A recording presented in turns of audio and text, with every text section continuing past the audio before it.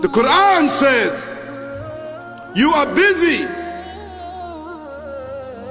piling up, calculating, developing your careers, your money, your occupation, your wealth, until you visit the graves. Think about it.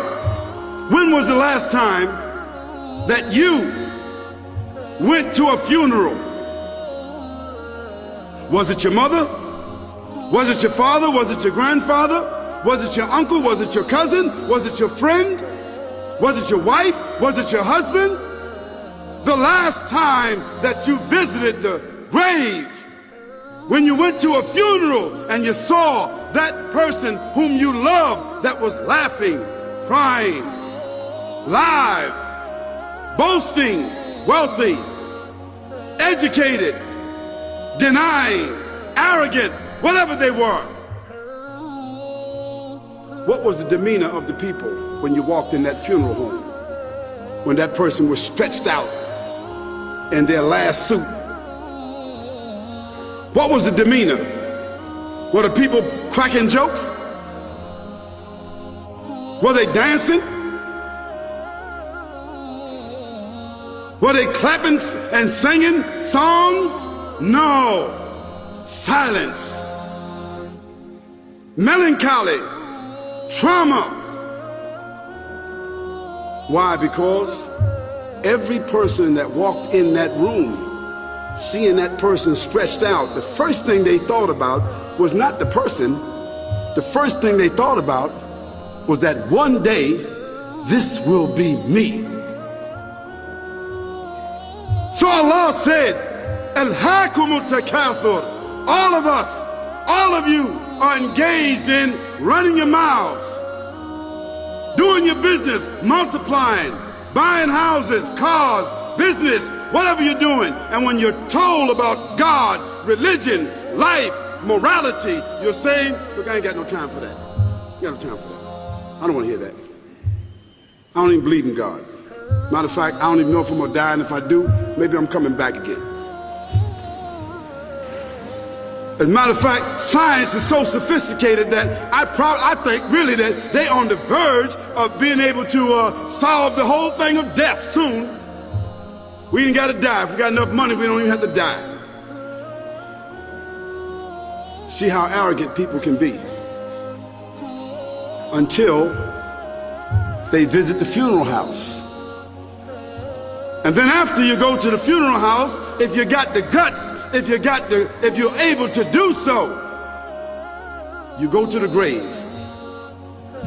And now this is another scenario. And you say to yourself, is that it? I mean, 50, 60 years, scraping, struggling, scheming, lying, stealing, fornicating, jumping up and down, begging, working, and this is the end of it? I mean, is this what's going to happen to me?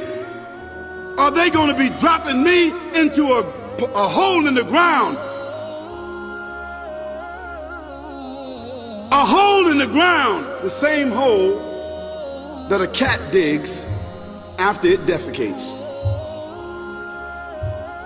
Just a little deeper.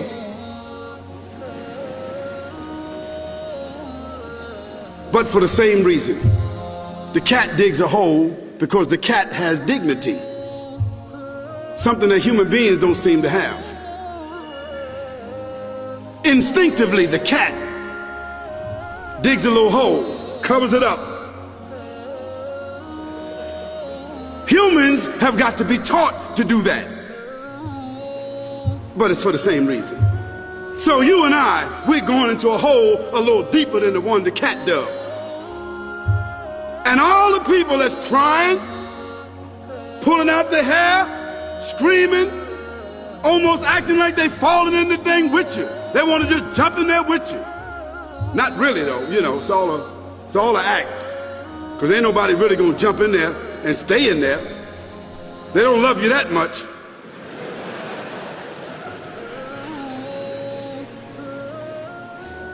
And then after all the shoveling get done, and they fill it up, and the box, you can't even see the box no more, the coffin that cost $5,000. I don't know what did they burn somebody in a $5,000 coffin for? I mean, if I was a funeral director, after they left, I would dig them back up and put them in another box and take that box back.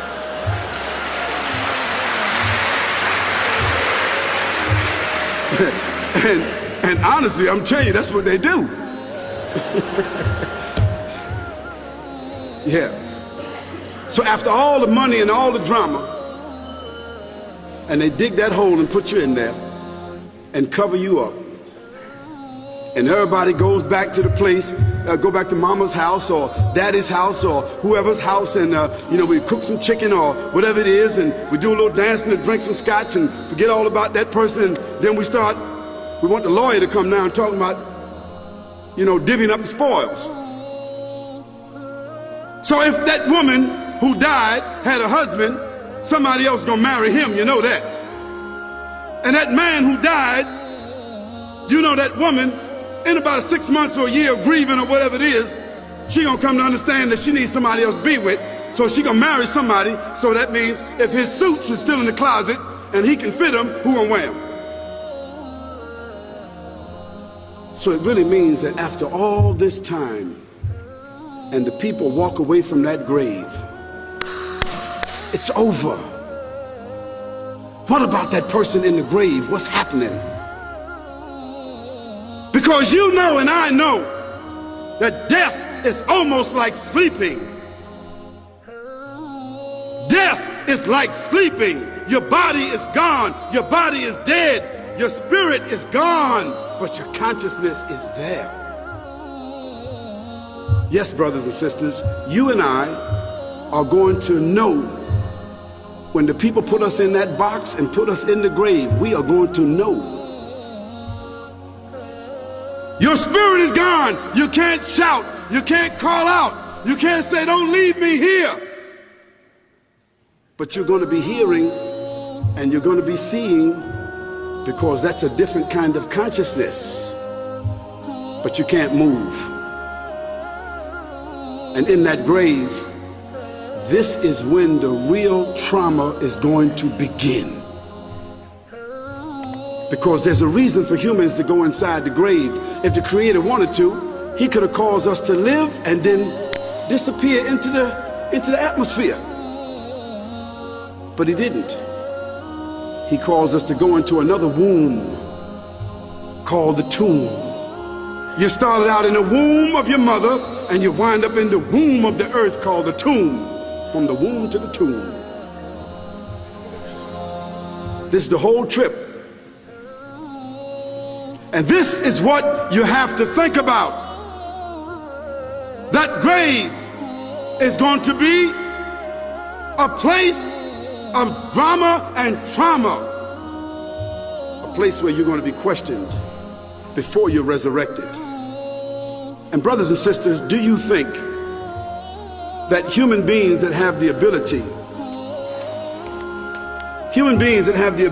to take a piece of earth, dig it up, irrigate it, put down seeds, plant corn, whatever the case might be. The corn comes up, they harvest the corn. Then after that, what happens? They cut it down, dig it up again, put new seeds in there, and what happens after that? Comes back up again. What happens in the winter? All the leaves fall off the trees and the earth goes dead. And what happens in the springtime? The water comes, generates the earth again, germinates all over again, new grass, new leaves, new flowers, new fruits. So Allah says, and a sign for them is the dead earth. After that, we give it life. And then you eat the fruits from that. So Allah says, the one who gave you life in the beginning, is He not able to give you life all over again in order to judge you? Yes, certainly. You may want to deny it because you don't want to be judged. But you will be judged.